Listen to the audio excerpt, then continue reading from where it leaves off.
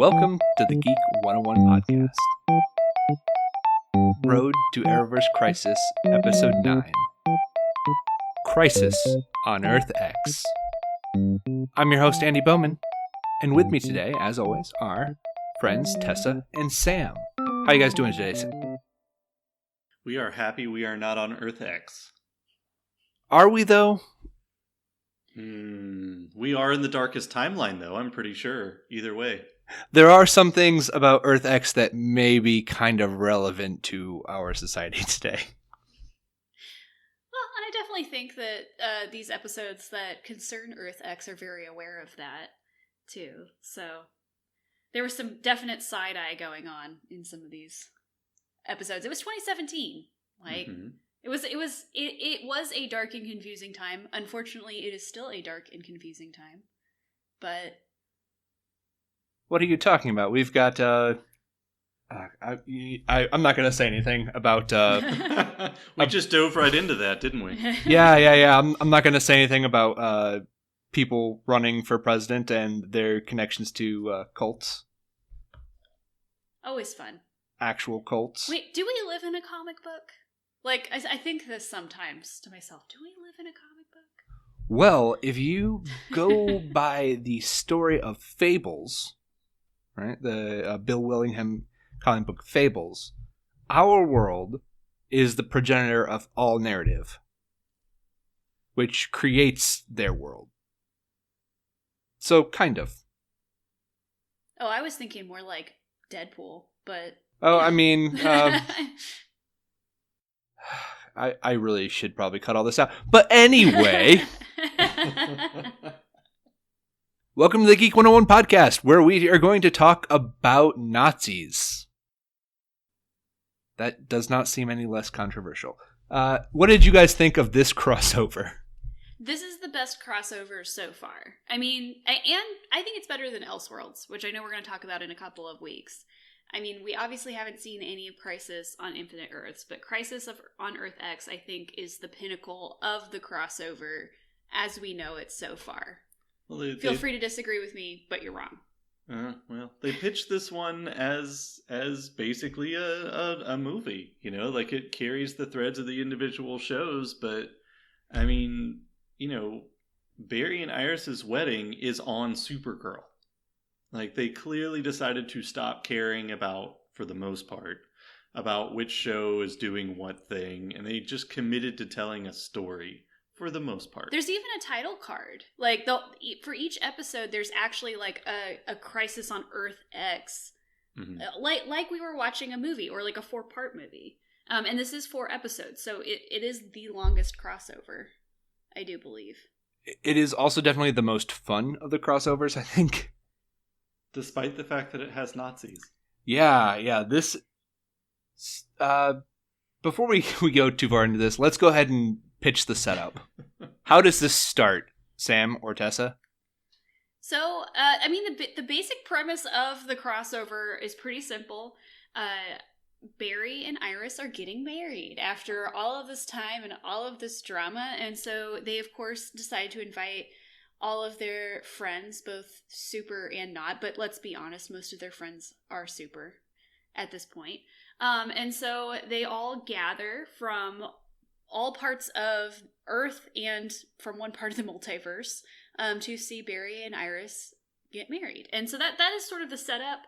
And then, of course, in the middle of the wedding, because you really can't have a wedding at the beginning of any of these without something going terribly wrong. At some point during the wedding, they are attacked by Nazis from Earth X, and we are told by it's Harry who explains it to them, right? Mm-hmm. They're told, or Harry from Earth 2. The best Harry. He explains to them that there is a Earth called Earth X. It doesn't even get a number because it's so evil. Where the Nazis won World War II. They developed the nuclear bomb before the US did and took over the Earth, and now basically Earth X is just a Nazi hellhole. And that's the premise. I mean, is there anything that I left out of the premise? I mean, it's just them fighting Nazis, and most of the Nazis are doppelgangers, which allows everyone to have a lot of fun playing the evilest version of themselves. Now, so what you're saying is that we did completely defeat the Nazis, and they've never been a problem again in our world. Yes, that is correct. Only on Earth 53 or Earth X are there still Nazis, and right, because the implication is that Nazis anywhere would doom a planet just completely. Just one Nazi will do it. Like, you'd have to throw out the whole batch. Right. Well, and it's very, like, obviously the person who wrote this initial storyline was a fan of Henry Turtledove and his alternate realities, in which he wrote a few of them where I think the most famous is definitely the one where the Nazis won World War II, but he's done other ones like the Confederates winning the Civil War and time-traveling South Africans bringing AK-47s to the Civil War. And if we're just going to throw in all the things, I just would like to point out that there really was no need for that Benioff and Weiss show, because we have this instead. Oh yeah, this is so much better than whatever than that was going to be. Whatever that was going to be, yeah. Well, I mean, Benioff and Weiss did kind of just dig their own graves rather publicly this week. Mm-hmm. And it was great, and it was wonderful, and they're not doing Star Wars, so justice has been served, I guess. Yeah, that was an interesting moment of the week where I was just like, I mean, are we surprised? But well, and to be very, very clear, not to go too far off the topic here, I have frequently in the last did you say episode 9? Yes, we are in episode 9. Okay. I have frequently in the past 8 episodes said negative things about Berlanti et al. About how they have approached the Arrowverse. I want to make it very clear concerning Benioff and Weiss that Berlanti, Guggenheim, all those folks are just infinitely better than Benioff and Weiss. I want to make it very clear. We criticize from a place of love, whereas when we criticize Benioff and Weiss, we criticize from a place of anger, rage. Yeah, I could have done better. And I'm not. That's nothing. That's nothing. Okay. I could have done better because I would have asked for help. But yeah, so to get us back on track, Earth X, Nazi world, and they are attacking our world because I guess they just want more worlds. Is that sort of the premise here? Is that Nazis won't just stop with one Earth?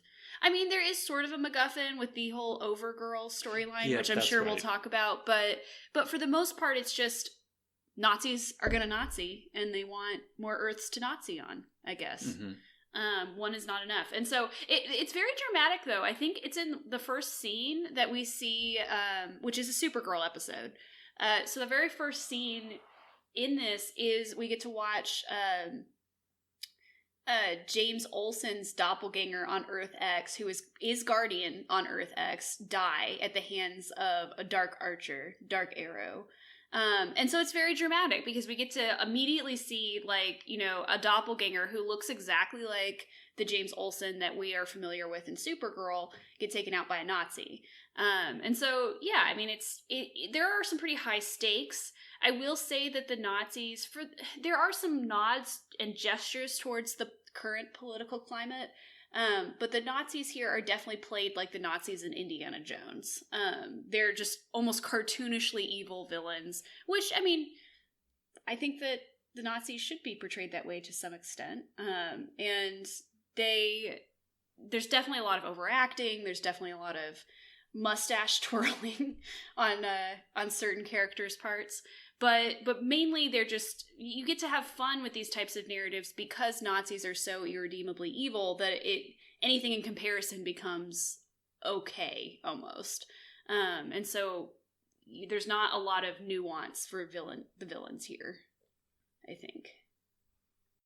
Yeah, that's pretty much that's it. Like, these are cartoonish Nazis. It's great. We get to see the superheroes be light and take over and really beat them. And I think the key part here is all the actors get to have a lot of fun playing their evil counterparts.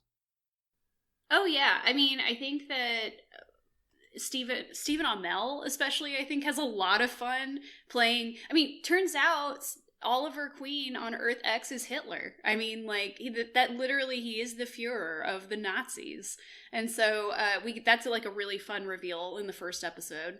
Supergirl Kara is Overgirl. Her doppelganger is Overgirl on Earth X. I for the longest time thought they were saying Ubergirl, but apparently her name is actually Overgirl. I think Ubergirl would have been a better choice, but whatever. But those two actors especially have a lot of fun playing these characters, I think. Yeah. I mean, it just what is at the beginning? There's all the fighting, and then they have to come back and fight back against the Nazis, and that's pretty much. I mean, and they ultimately, of course, beat the Nazis, and that's really the entire plot that I just covered. But there's much fun to be had here. And that's one other point in this crossover's favor, is that they're doing a very specific thing, and there are things that carry over. There are, issues with relationships that are dealt with. There is, significant aftermath. But for the most part, the plot of this crisis doesn't really show up again, which is kind of ironic, because I feel like they really missed a good opportunity for somebody the next time Oliver was really being down on himself, like, later on in the season, somebody could have said, "Hey man, it's okay, you're not Hitler, at least this time on this earth." Or, say to Supergirl, like, "Hey, at least you're not a fascist. It's fine. We all make mistakes." Yeah, it's such an interesting episode, or interesting crossover, I should say, because it's so straightforward that it just allows the characters to really breathe. They get to have fun. We get to see lots of interactions between characters that haven't interacted before because they're all there, right? For this wedding, and so it ends up being a lot of fun, mainly because they're given such a simple storyline to follow. Yeah. I like one of the things being really interesting here is Oliver proposing to Felicity. Ultimate wedding foul. Yeah, first of all, that's terrible. You shouldn't do that. You get what you get. Don't propose to someone at someone else's rehearsal dinner. Just don't do it. Mm-mm. It's not good manners. Like, I don't care if, like, you suddenly realized that you want to spend the rest of your life with someone. Also, this is not his first time proposing to her. He knows that there's a good chance he is going to get shot down. Yeah, it's definitely a party foul what he does, and she, like, very very dramatically says no to him. She says the quiet thing loud. Yeah, like when everyone stops talking, and then they hear her is like, "No, I'm not going to marry you," and so of course I will never. Does she say "I will never"? Yeah, it's like a very dramatic refusal, and it seemingly comes out of nowhere until you remember, like you said, Andy, until you remember that this isn't the first time we've gone down this storyline, and then the last time that they got engaged, she literally was shot. And so, it makes a lot more sense when she reminds you of that context later, I think. But this episode, or this crossover, does a good job of keeping that through line going, like them trying to renegotiate what their relationship looks like. Right. Plus, this episode introduces Arrow villain again, Prometheus, which is really, really interesting, because during the first back and forth, when the Nazis run away after capturing, they capture Prometheus, right? They're like, "Oh, this is an evil Prometheus. This is the same villain that Oliver took on." Well, as it turns out, it's actually Tommy Merlin from Arrow, season 1. Yeah, and can we stop for a second and just, like, acknowledge how awesome the fight in the church is? Like, it might be one of my favorite fights on the whole show. Like, just... They get attacked by Nazis. In a church. And we get to see them all show off cool new tricks. But yeah, they capture Prometheus, and we think that it's going to be Adrian Chase, but turns out to be Tommy Merlin. And yeah, like, I don't know. This is something that I'm curious about, because this has come out before on this show, and I'm sure will come up again the further we get into the whole multiverse thing. But can we talk about characters from Earth 1 talking to characters from other Earths as if those characters should know who they are? Like, or have the same feelings that the original characters had? Because it happens again later in the crossover between Alex and Wynn, the Earth X Wynn, where she talks to him like he's the same person as the one that she knows back from her Earth. And this has always kind of annoyed me because on the one hand, I get it. Like, they look exactly like the person that you know. They have a lot in common with the person that you know. But at the same time, like, Tommy Merlin is not a good person. The one from Earth X is not a good person. And he's not going to feel the same way that Tommy Merlin from Earth 1 is going to feel because he was raised as a Nazi. Well, especially the people on Arrow have no excuse because they've just been watching Quentin Lance, like, try to, like, gaslight Stockholm Syndrome Black Siren into, like, being his daughter, which is deeply, deeply, once more, deeply messed up. And so, like, they should get it. I mean, you know, Alex, it's her first time. Multiverse. First multiverse summer. First Yes. Multiverse. But yeah, it's a little... It seems like it's a little bit of an emotional shortcut sometimes that these... And I would say it's probably the biggest weakness of this crossover is sometimes saying like, oh, but like, you know who I am, or you should feel like my Tommy Merlin is a good person. And it's like, that's not gonna work. Why would you think that would work? There's no emotional touchstone for that to work. Right. Also, I really want to point out, Ralph is not at this wedding. You know? And he is a Flash character. Yeah, I know Barry still kind of hates him, but Barry, if you're inviting people from other universes, like... If Mick Rory is there... Maybe he had a Book of Ralph, like a wedding edition, and was promptly disinvited. True. So we get introduced to Tommy Merlin almost immediately, and that's really our first clue that, oh, these are people from another world. You know, besides the fact that they're Nazis with weird technology. And he immediately kills himself. I do not think CW could afford him for longer than that scene. Yeah, he immediately does the suicide pill thing rather than talk. Kind of makes you wish we could have done that with Adrian Chase, too. Yeah, could the first episode of that season have just been Adrian Chase taking a cyanide capsule?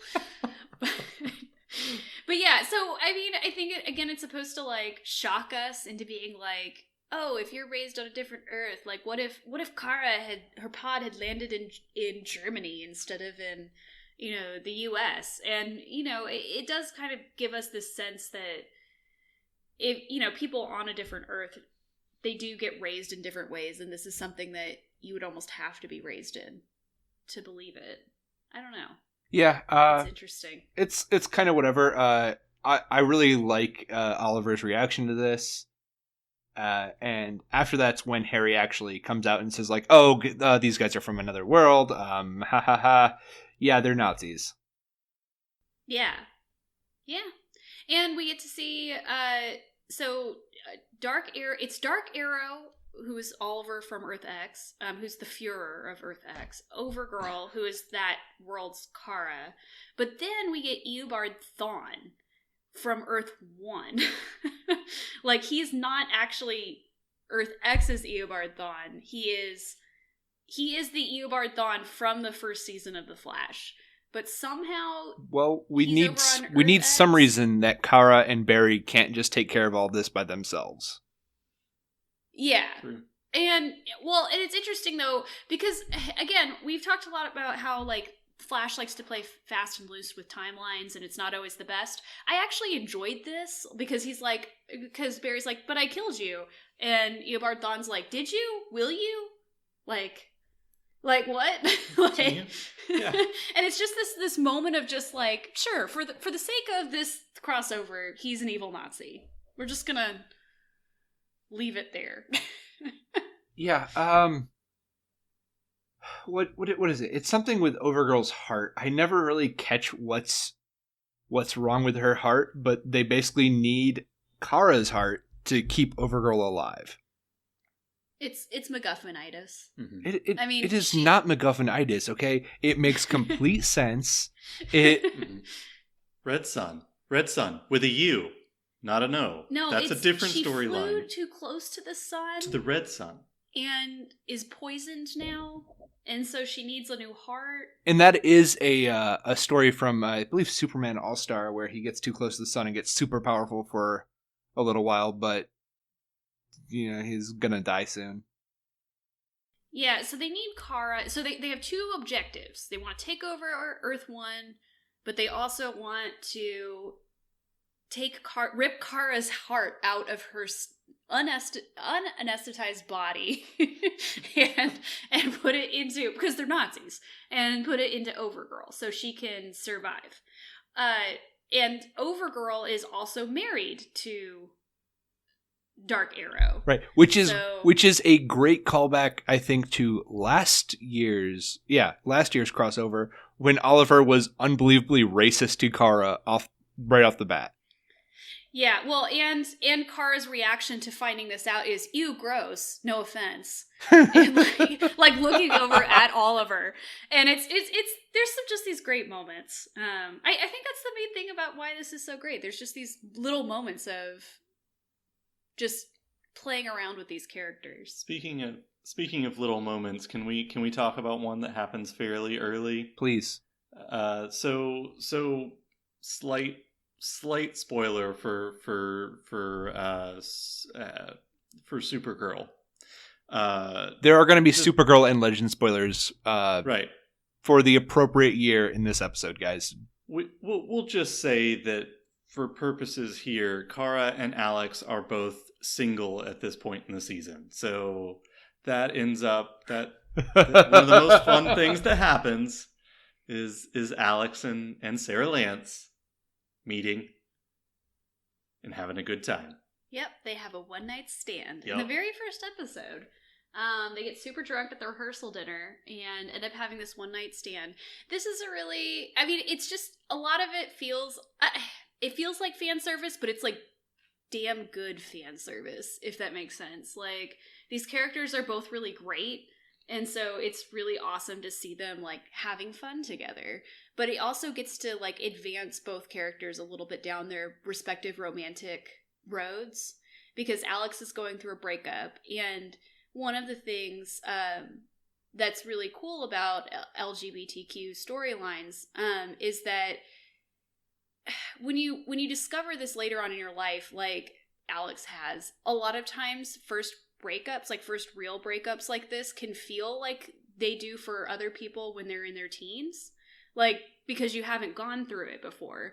And so I think that part of why this episode works so well is that she's trying to figure out something, she's trying to figure out how to navigate a really heartbreaking breakup, but she also doesn't know what to do with all of these feelings that she has for other people. And so we get to see that side of it, but we also get to see Sarah sort of realize that she wants something more than just, hooking up with people. And so it's great. Both actors are great. Both characters are great. And so it's just a lot of fun. Well, yeah, to make matters, like, I think better in this respect is this is something that I believe if you just had these characters in a room, they would eventually hook up. Oh yeah, 100%. Like this does not feel out of the ordinary. This does not feel weird. And Alex is going in there knowing, like, oh, I really, like, these people are the farthest away from what I'll ever interact with again. I can just hook up and it'll be fine. Yeah, and I think, like, top 5 storylines I want to see pay off in Crisis on Infinite Earths. This is on the list. I want to call back to this. Yeah, it's pretty great because we get to see Sarah also, like, really settling into her role. Like, she gives really good advice to Alex at one point about getting over her ex. And, like, it's a great little, and it's also just, like, not every relationship has to be, like, this, like, full-blown thing that we need to talk to death. Like, it's a very great little microcosm of a relationship, and then they sort of move on, and it's not talked about again after this. And so I don't know. I remember just like really squeeing when this happened, watching it on, and then of course they get to like hang out for the rest of the crossover. Like they're like their storylines interact quite a bit, and so we get to see them fight together. So there's some really good stuff that happens with these two characters. All right, so moving on, because this is just a behemoth of a crossover, and I love it. Another plotline going through here is Firestorm, Martin Stein and Jackson. Speaking of breakups,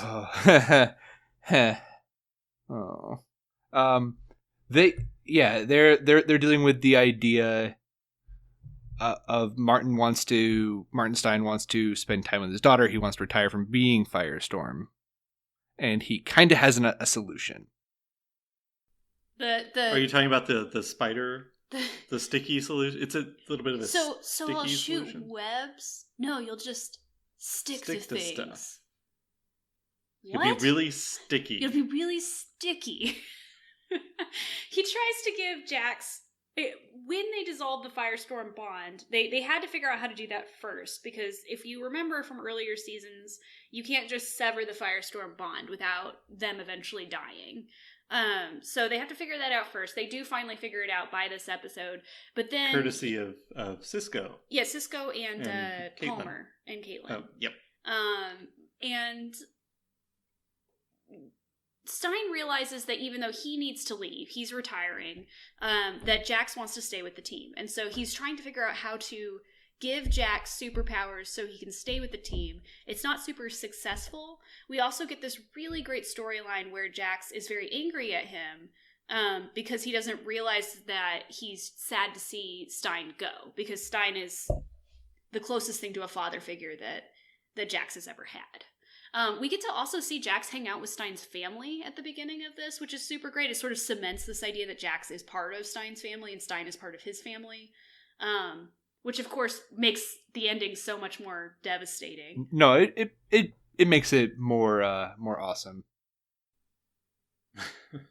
You know, I'm not afraid to admit that I did cry at the end of this. So this is a really and it's a truly sad ending. I think part of it is that they really misdirected us at the beginning of this crossover and during the Legends season, because he's clearly leaving. Yeah, he's clearly leaving. We all knew Victor Garber was not going to stay there forever, and so we just thought he would leave, right? Like he would get to retire and live with his family and live happily ever after, and Jax would just be on the Wave Rider, But yeah, I mean, like, because he had a way out. They had a way of writing him off of the show that would have worked. But then they have him sacrifice himself in a very dramatic moment to get the rest of the team off of Earth X, and it's heartbreaking. It's honest to God heartbreaking to see this character go out this way. And part of that is you don't expect the crossovers to be consequential to the other seasons, right? To the shows themselves. You kind of expect the crossovers to be fun and by themselves. And this is a major character, because not everyone's going to watch the crossovers, unless you catch up with other things. So this is a major character having a terrible ending in this crossover. And that's the interesting thing. The only real piece of not show business, but Legends of Tomorrow show business. Like, they make sure that, because the last episode is the Legends episode, isn't it? Yes. Yes. So they actually, like you said, not everybody's going to watch the crossover, but, if hopefully the people who regularly watch Legends watched Legends. So they had that happen. So they did make sure to do that. And then they knew it was going to be bad, and they softened the blow by giving us Wentworth Miller back. So that's how bad they knew it was. But like, the Stein thing was just so interesting it does give this whole thing stakes. I think that is part of the reason why this works so well, is that there are some really cartoonish moments that are fun, but there are stakes. This idea that when you tangle with something as evil as Nazis, there are going to be casualties. And I think that works pretty well. I do think, too, the fact that Martin Stein is clearly coded as Jewish also lends itself to sort of this tale of his death. But we get some really heartbreaking moments because they get him aboard the Wave Rider after he's been shot, and they have to sever the Firestorm connection between him and Jax, because basically without doing that, Jax is the only thing keeping him alive, but if they keep him alive, he'll kill Jax, basically.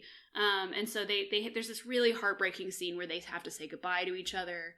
And yeah, there's some real mourning by everybody, Flash and Legends characters especially, because those are the ones that knew him the best. We get this really traumatic scene where Jax has to go tell his family, and it's very sad. The last episode has some really sad scenes in it, you guys. Yeah.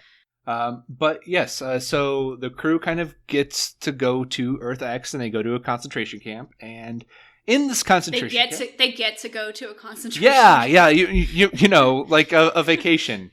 Oh God, please no. It's too late. They are sent to the concentration camp. Yeah, by Dark Arrow. Yeah, and we find there, first of all, amazing actor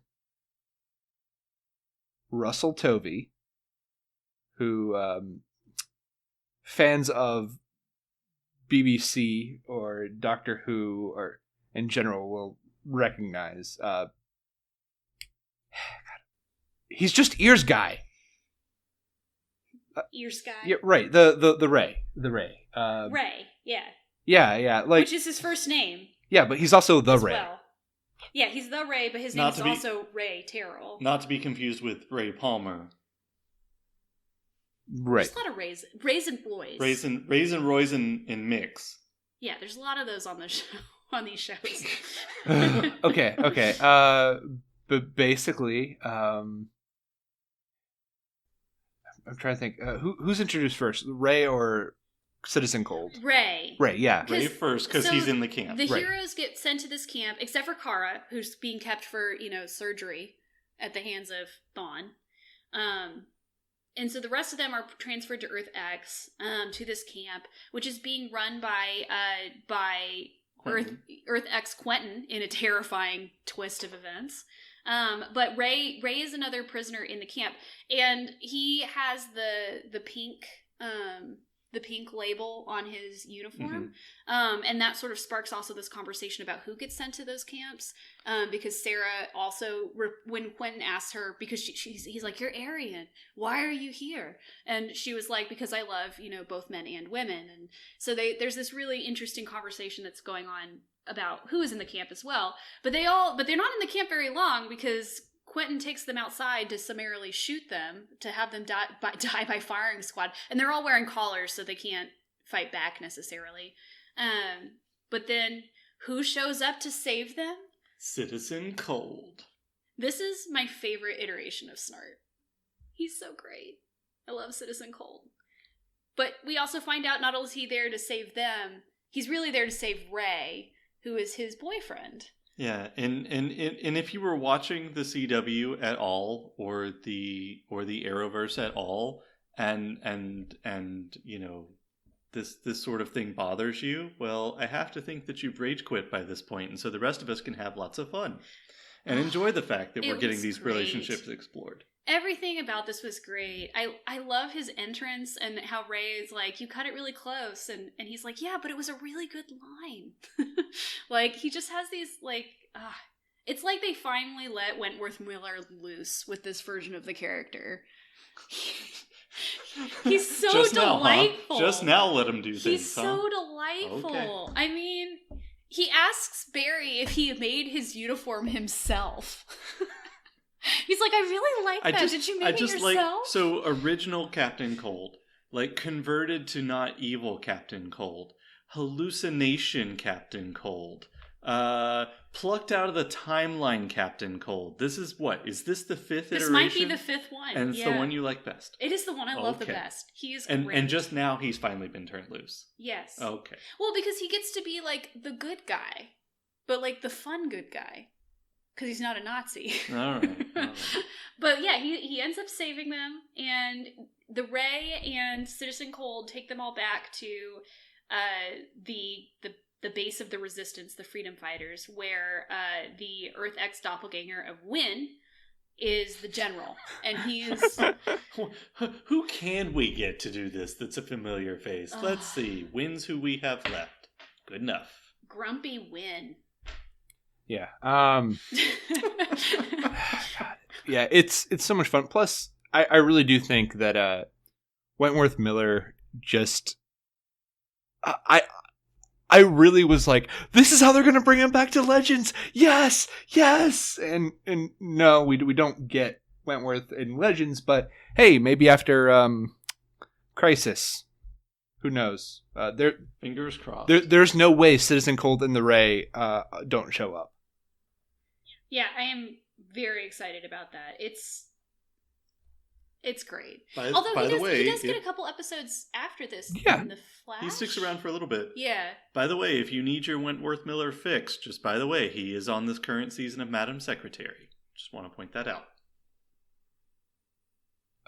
Sam, I don't think you understand our audience and the Madam Secretary audience are full circles. Everyone who listens to this watches Madam Secretary. Excuse me, there's a... Oh, I see what you're saying. Okay, I got it. I thought you were implying that there was a Venn diagram where I am literally the only person. Do not come after Sam's Madam Secretary. I have tried. It was not a good move on my part. Hey, that is the only alternate universe in which a Generation Xer will ever be president. So, you just take that. I want to live in that world. Okay. But yeah, so they're on Earth X, and they figure out that the only way to get back is via a portal that I guess I don't even know where this comes from. Anyway, there's like a portal they need to get to, but there's a bunch of Nazis guarding it, and Wynn wants to blow it up. And I don't know how many times he says "blow it up" like during the scene, but it has to be more than 17. Like he's very convinced that we're gonna blow it up. There's no time. We have to blow it up. There's no time. And that's all you need to know about Wynn's doppelganger on Earth X. But so then Alex has to convince him to let them have a chance to like get back through before they blow it up. And yeah, they do actually. And unfortunately, Stein is sacrificed. But Wynn decides to blow it up. Earth X and Wynn decides to blow it up anyway using the Red Tornado, which have we seen the Red Tornado before? In Supergirl, yes. That was one of Supergirl's first villains. CBS Supergirl. Oh, okay. Because I remember seeing this the first time and going, wait, were we supposed to know who this is? But we get to see the Flash and Ray fight him. We get to see Oliver pretend to be evil Oliver in order to unsuccessfully get past evil Quentin Lance. We get to see him encounter Earth X Felicity. Very briefly, which was interesting. But yeah, I mean, the whole thing is that they're basically trying to get back through the portal. Can you imagine how SOL any one of these characters would be if they're the version that they were supposed to be copying? Like if Adolf Queen had actually had slightly longer hair or a full beard. Yeah. Well. They didn't look exactly the same.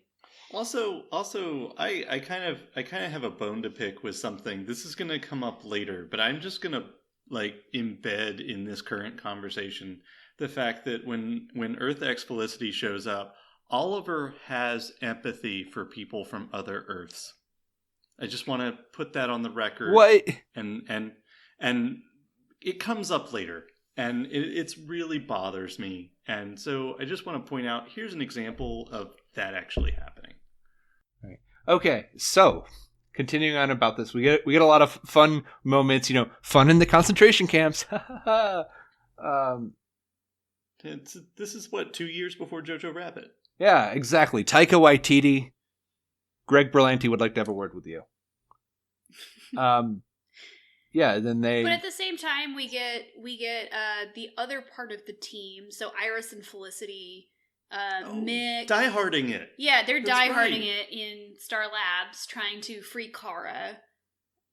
And we get to see the other Arrow characters show up in the Arrow episode to try to help them. They are unsuccessful because even evil Oliver is more powerful than new Team Arrow.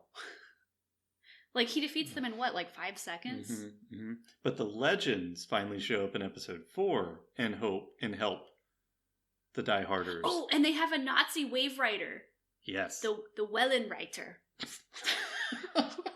Which they send through. Anything that's like evil and Nazi, like bogus technology is always great. Like, and so they send it through the portal, but its main job appears to be to remain invisible until like, the exact moment that it's needed. Yes. Right.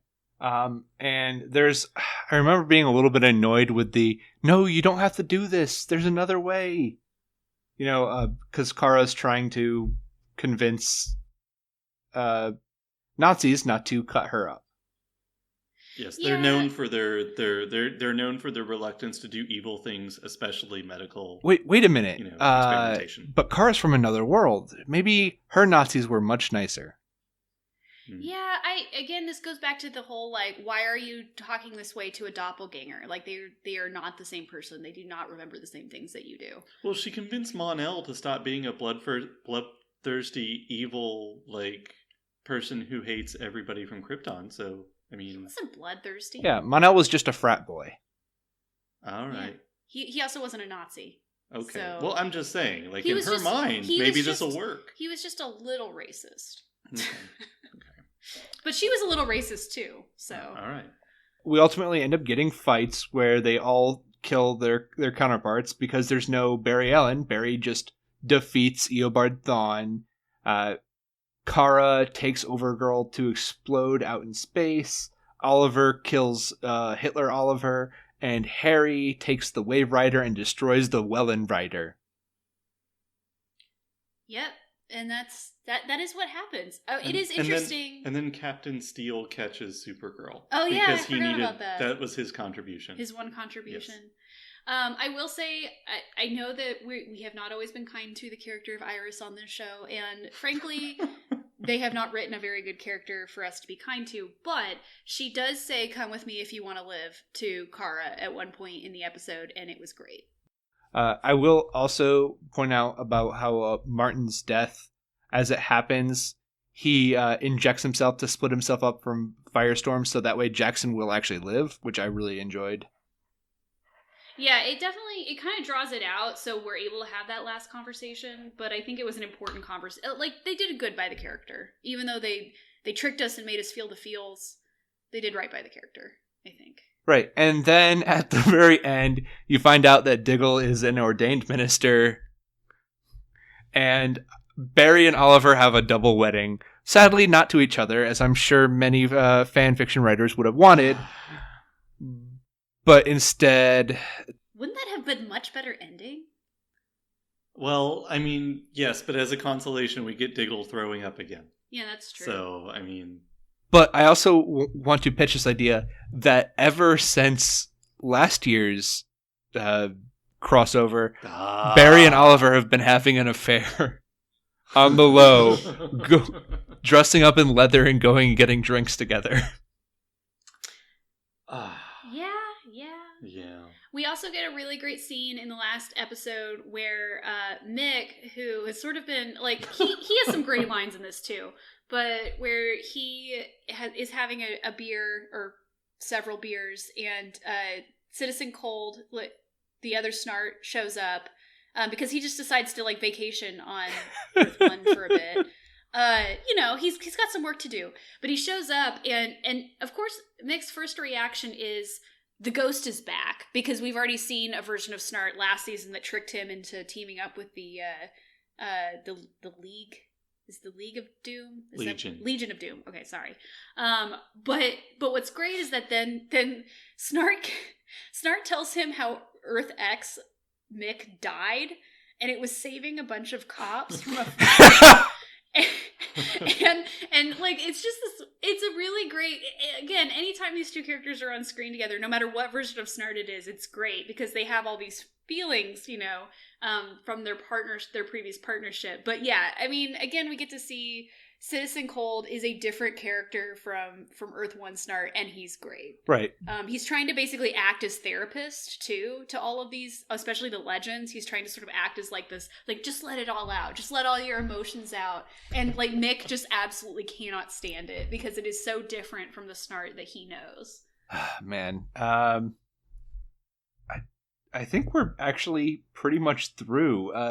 This is a hard one to talk about because there's just so many. There's tons of moments that you have to really appreciate in the context of knowing all these characters.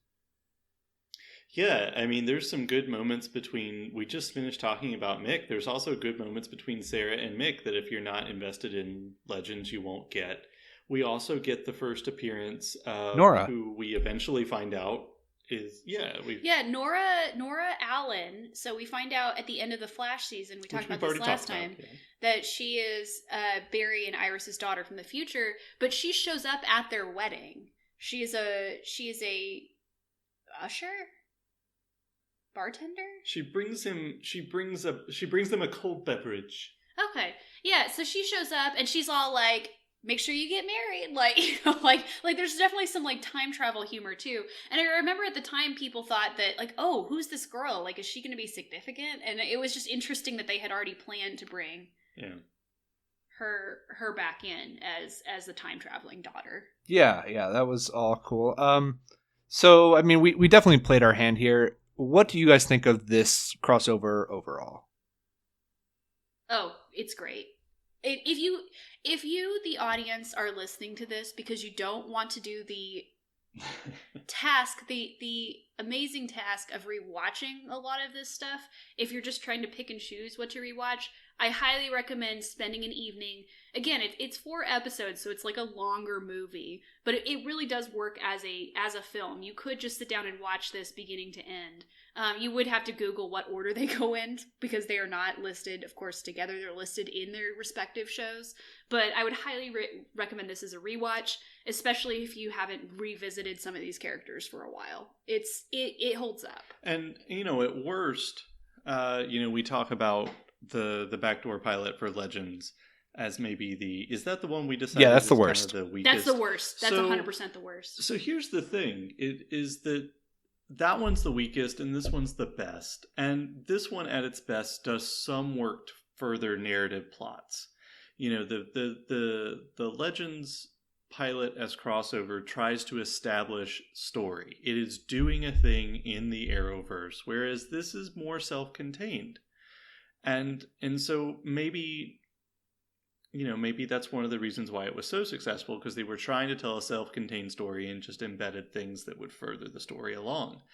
And so you hope that Crisis on Infinite Earths will do a good job of replicating Crisis on Earth X's success, but it will not be self-contained. It'll be definitely hard, I think, just because, again, like, a lot of the reason why this works is because of these characters. Like, the idea that they really try hard to allow these characters to just have a lot of fun. And I don't know if they're going to be able to replicate that. Or I don't even know if they have replicated that. I mean, Elseworlds is a good crossover, I think, but it's not as good as this one. Yeah, this, Crisis on Earth X isn't a huge swing. It's a creative swing, but it's not. It's easy to just go, okay, we did it, and now we're not going to talk about it again, which for the most part they haven't in Universe. And so that speaks to its success, and I'm hoping they can replicate it on a bigger level this December in January. All right, guys, do you want to plug your plugables? Yes, you can find me on Twitter at Suela Tessa, and Suela is spelled SWEHLA. And I'm on Twitter at Sam_Morris9. All right, you can find me on Twitter at Hebrews Pale. You can find the Geek 101 podcast at geek101podcast.com or wherever you download podcasts. That's all we have for today. Class dismissed.